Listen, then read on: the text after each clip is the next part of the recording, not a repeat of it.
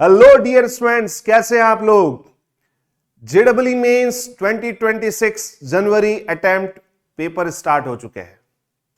Paper का level moderate से लेकर थोड़ा डिफिकल्ट हम बोल सकते हैं, लेकिन क्वेश्चन बहुत अच्छे पूछे जा रहे हैं। बहुत अच्छे लेवल के क्वेश्चन एग्जाम्स में आ रहे हैं। 21 जनवरी से स्टार्ट जेडब्ल्यू मेंस के क्वेश्चन पेपर में केमिस्ट्री का पेपर सॉल्यूशन मैं आपके सामने लेकर आ रहा हूं। तो स्टार्ट करते हैं। आइए कुछ क्वेश्चंस को देखते हैं। फर्स्ट क्वेश्चन जो है ऑर्गेनिक केमिस्ट्री का क्वेश्चन है, और इस क्वेश्चन में यह बता रखा है कि ए कोई रिएक्टेंट है जिसका हाइड्रोजनेशन कराने पर हमें जो प्रोडक्ट मिल रहा है वो प्रोडक्ट कुछ इस तरीके से है। अब यहां पर आप ध्यान से देखो तो बेंजीन रिंग तो एज इट इज है, यानी बेंजीन रिंग का हाइड्रोजनेशन नहीं करवा रहे। अब बेंजीन रिंग का हाइड्रोजनेशन नहीं करा रहे मींस इसके अलावा भी यहां पर कोई पाई बॉन्ड होना चाहिए, क्योंकि H2 प्लस कैटलिस्ट का काम क्या होता है, डबल बॉन्ड या ट्रिपल बॉन्ड को अनसैचुरेटेड से सैचुरेटेड बनाना, यानी हाइड्रोजन को जोड़ना। भैया सीधी सी बात है, अगर ये आपके पास में अल्कीन है ना, तो इस अल्कीन के ऊपर आपको H2 जोड़ना है तो ये प्लैटिनम की प्रेजेंस में हो जाएगा, है ना। तो यहां एक हाइड्रोजन और यहां हाइड्रोजन, तो ये आपका प्रोडक्ट बन जाएगा इथेन। अब बेंजीन का यहां पर हाइड्रोजनेशन नहीं हो रहा। वैसे बेंजीन का हाइड्रोजनेशन पॉसिबल तो है, क्योंकि बेंजीन के पास में भी तो तीन तीन पाई बॉन्ड है, उसके बावजूद इसका हाइड्रोजनेशन नहीं करवा रहे हैं, मींस यहां पर कंडीशन नॉर्मल है। क्योंकि बेंजीन का हाइड्रोजनेशन अगर करवाना है तो वहां पर आपको टेम्परेचर बहुत हाई रखना पड़ेगा, लगभग 150 डिग्री सेल्सियस, तब जाकर इसका हाइड्रोजनेशन होकर और ये साइक्लोहेक्सेन मिलेगा। अच्छा, हाई टेम्परेचर क्यों चाहिए? क्योंकि बेंजीन खुद अपने आप में बहुत ही स्टेबल नेचर है, एरोमेटिक है, तो ये स्टेबल मॉलिक्यूल है। और सीधी सी बात है, कोई अगर स्टेबल है तो उसको तोड़ना मुश्किल होगा, तो उसके लिए ज्यादा एनर्जी खर्च करनी पड़ेगी, ज्यादा टेम्परेचर पर इसको गर्म करना पड़ेगा, है ना। मींस यहां पर बेंजीन के अलावा भी कोई ना कोई पाई बॉन्ड होना चाहिए। तो एकमात्र ऑप्शन जहां पर बेंजीन के अलावा भी पाई बॉन्ड हो, देखो ये तो हो नहीं सकता क्योंकि इसमें तो पाई बॉन्ड है ही नहीं बेंजीन के अलावा। ये वाला ऑप्शन देखो, बेंजीन के अलावा एक पाई बॉन्ड दे रखा है, तो डेफिनेटली सी बात है कि जवाब आपका यही हो जाएगा, फर्स्ट। अच्छा, दूसरी रिएक्शन क्यों दी है मुझे मालूम नहीं चल रहा, क्योंकि फर्स्ट से तो वैसे पता चल रहा है कि आपका जवाब क्या है, लेकिन सेकंड रिएक्शन को भी देख लेते हैं। देखो सेकंड रिएक्शन का कंसेप्ट क्या है कि अगर बेंजीन के ऊपर कोई कार्बन सीधा जुड़ा हुआ है, बेंजीन से कोई कार्बन जुड़ा हो और इस पर मिनिमम एक हाइड्रोजन हो, इसके अलावा कोई भी ग्रुप हो, उससे कोई फर्क नहीं पड़ता, तो यहां पर गर्म किया हुआ KMnO4 इसको पिला दीजिए भाई, पोटेशियम परमैग्नेट, वो भी अल्कलाइन बेसिक माध्यम में, है ना। तो ये एक स्ट्रॉन्ग ऑक्सीडाइजिंग एजेंट है, और ऑक्सीडाइजिंग एजेंट का काम है ऑक्सीजन को जोड़ना। तो भैया कंसेप्ट ऐसा है कि अगर बेंजीन से सीधा कोई कार्बन जुड़ा हो और उस पर मिनिमम एक हाइड्रोजन हो, तो उसका ऑक्सीडेशन आपको करवा के उसको आपको बदल देना है COH में, ये हो जाएगा, ठीक है। तो भैया आपके पास में अगर जो फर्स्ट आंसर हमने सही टिक किया है उसी को मैं फिर से यहां पर बना दूं, तो उसको ध्यान से देखो कि बेंजीन से जुड़ा हुआ सीधा कार्बन, इस पर एक हाइड्रोजन, एक नहीं वैसे तो दो होंगे, पर मिनिमम रिक्वायरमेंट तो एक की है, और यहां पर भी एक हाइड्रोजन। तो बाकी सारा भाग कचरे को हटा दो, वहां से इस सारे भाग को हटा दो, है ना। KMnO4 आएगा और इसका ऑक्सीडेशन करवा देगा, ऑक्सीडेशन करवा देगा तो भैया आपका प्रोडक्ट बन जाएगा थैलिक एसिड। यहां पर भी COH आ जाएगा और यहां पर भी COH आ जाएगा। कौन सा एसिड कहा जाता है इसे? थैलिक एसिड, ठीक है। तो अगर किसी बच्चे ने NCERT बहुत अच्छे से कर रखी है तो ये बड़े आसानी से क्वेश्चन कर सकता है। दूसरा क्वेश्चन आ जाइए। दूसरा क्वेश्चन क्लास 11th का है, chapter number 3 periodic classification. First option हम देखते हैं। आयोनाइजेशन एनर्जी दे रखी है क्लोरीन की ज्यादा और फ्लोरीन की कम। देखते हैं भैया, आयोनाइजेशन एनर्जी का कंसेप्ट यह है कि अगर साइज कम हो, छोटी हो, तो आयोनाइजेशन एनर्जी ज्यादा होती है। और अगर मैं साइज की बात करूं तो साइज फ्लोरीन और क्लोरीन में क्लोरीन की साइज ज्यादा है। जहां साइज कम है वहां आयोनाइजेशन एनर्जी ज्यादा होगी। तो साइज किसकी कम है? फ्लोरीन की। तो आयोनाइजेशन एनर्जी किसकी ज्यादा होगी? फ्लोरीन की, एज कंपेयर टू क्लोरीन। जबकि यहां पर क्या दे रखा है? क्लोरीन की आयोनाइजेशन एनर्जी ज्यादा। भैया तू गलत है। चलो आगे का ऑप्शन चेक करते हैं। पोटेशियम का ऑक्साइड, सोडियम का ऑक्साइड, एल्यूमिनियम का ऑक्साइड बेसिक नेचर बोल रखा है। वैसे जनरल रूल तो यह कहता है कि पोटेशियम आ गया, पोटेशियम को अरेंज करो भैया। अरेंज करना पड़ेगा इन तीनों एलिमेंट्स को अकॉर्डिंग टू पीरियोडिक टेबल। तो सबसे पहले सोडियम, और सोडियम के नीचे पोटेशियम आता है, और सोडियम के बाद में मैग्नीशियम आता है, और उसके बाद में एल्यूमिनियम आता है।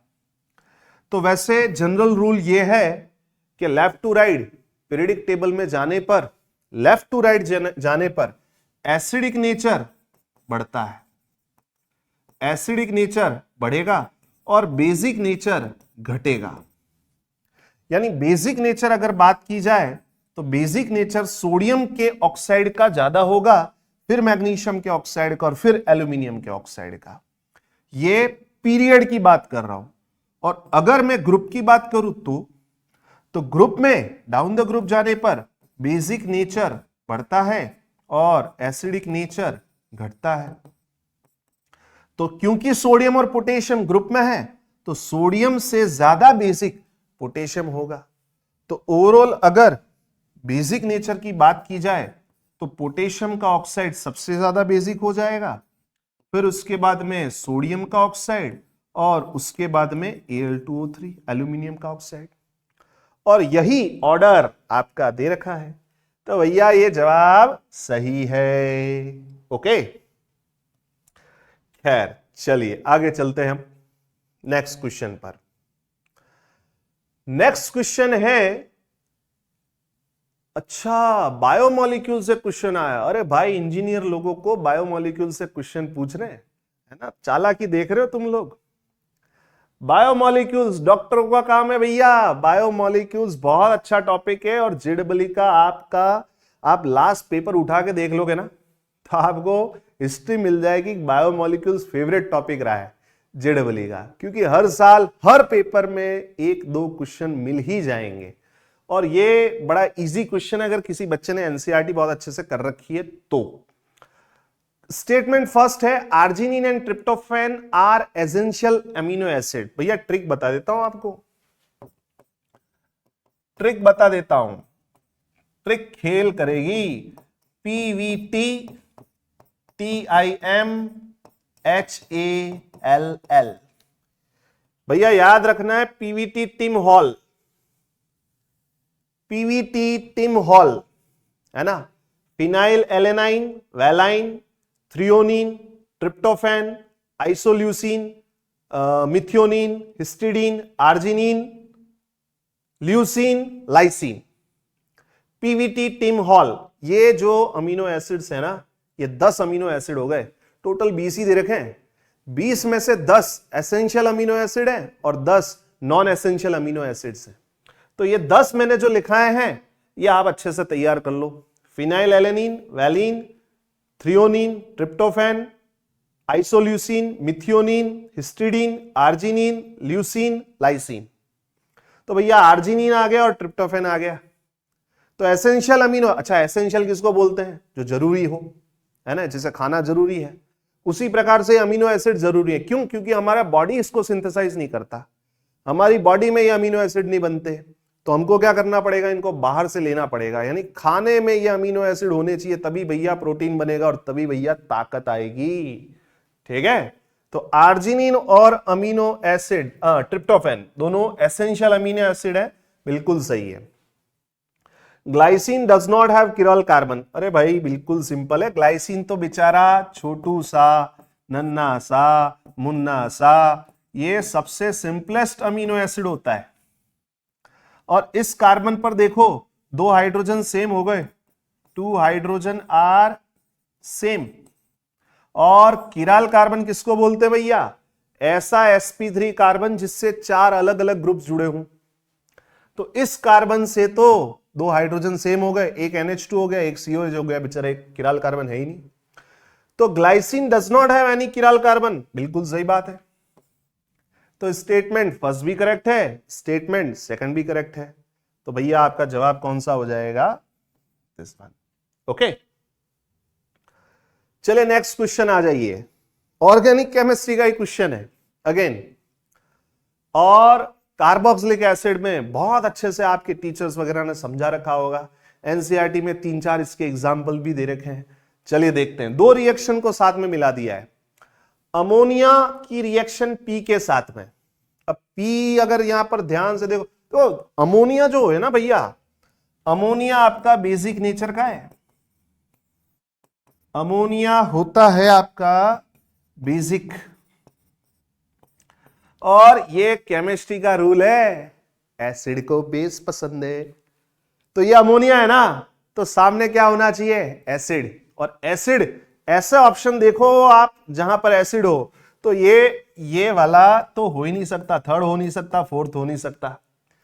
तो रहा फर्स्ट और सेकंड, इसमें बेंजोइक एसिड दे रखा है।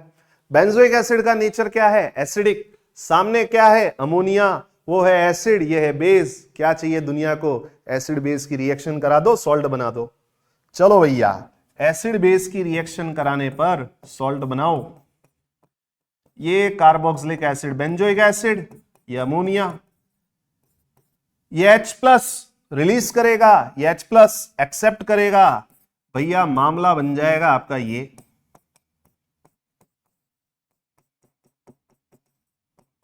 ओके, अब ये जो सॉल्ट बना है अमोनियम बेंजोएट, इसको भैया करना है गरम। गरम करोगे तो इसमें से निकल जाएगा पानी। क्या निकल जाएगा? पानी। गरम करने पे पानी निकल जाता है भैया। तो ये मामला हो गया आपका, बन गया एमाइड। कौन सा अमाइड? बेंजामाइड, है ना? ये बेंजामाइड बन गया। अब भैया आगे क्या दे रखा है? ये क्यू बन गया, यानी पी आपका ये है, पी आपका ये है, और क्यू आपका ये है। क्योंकि अमोनिया और गर्म करने का साइन तो एक साथ दे दिया ना भाई, तो क्यू आपका ये रहा। अब आपको क्या करना है? इसको गर्म करना है। अरे गर्म नहीं करना है, सॉरी सॉरी सॉरी, गर्म नहीं करना। क्या करना? Br2 और KOH के साथ में। अरे वाह, क्या रिएक्शन है, कितनी खतरनाक रिएक्शन। अरे कोई खतरनाक नहीं है भाई, रिएजेंट याद रखो, Br2 और KOH है ना, तो रिएक्शन का नाम होगा हॉफमैन ब्रोमामाइड डिग्रेडेशन रिएक्शन। कुछ नहीं करना है, गायब करना है। किसको? अरे किसको गायब करना है भाई? C+O को, है ना? ऐसा नहीं पास वाले को गायब कर दो, C+O को गायब कर देना है, और बाकी का भाग चिपका देना है, बाकी का भाग चिपका देना है। ठीक है भैया? तो C+O हटाओ, NH2 को जोड़ दो बेंजीन से, एनिलीन बन जाएगा, है ना? इस रिएक्शन को हम बोलते हैं हॉफमैन ब्रोमामाइड डिग्रेडेशन रिएक्शन। तो ऐसे ऑप्शन जहां पर कार्बोक्सिलिक एसिड हो, बेंजोइक एसिड, बेंजामाइड हो, और साथ में एनिलीन हो, भैया कौन सा ऑप्शन लग रहा है? फर्स्ट, है ना? बड़ा इजी क्वेश्चन है ना? तो एनसीईआरटी के क्वेश्चन दे रहे हैं बेचारे, और तो क्या ही कर ले, तो ढंग से थोड़ा एनसीईआरटी पढ़ लो, उसके एग्जाम्पल अच्छे से एक एक सीख लो, उसका कंसेप्ट अच्छे से तैयार कर लो, है ना? रटन विद्या से काम नहीं होगा। चले भैया, क्वेश्चन नंबर 5 डीएनए ब्लॉक का है। DNA block, class 12th, MnO4-2 दे रखा है। MnO4-2 यानी इसको बोलते हैं हम मैग्नेट आयन, और मैग्नेट आयन की ऑक्सीडेशन स्टेट Mn की क्या होगी? मैग्नेट आयन में Mn+2 की ऑक्सीडेशन स्टेट होगी +6। अब बोल रहा है डिस्प्रपोर्शनेशन करना है। डिस्प्रपोर्शनेशन किसको बोलते हैं? जब किसी एलिमेंट की ऑक्सीडेशन नंबर प्रोडक्ट के अंदर बढ़ भी जाए और एक दूसरा प्रोडक्ट ऐसा बनाए जिसमें ऑक्सीडेशन स्टेट घट भी जाए। यानी जो आपका प्रोडक्ट बनना चाहिए उसमें एक प्रोडक्ट ऐसा हो जिसमें ऑक्सीडेशन नंबर +6 से ज्यादा आए और दूसरा ऐसा हो जिसमें ऑक्सीडेशन नंबर +6 से कम आए।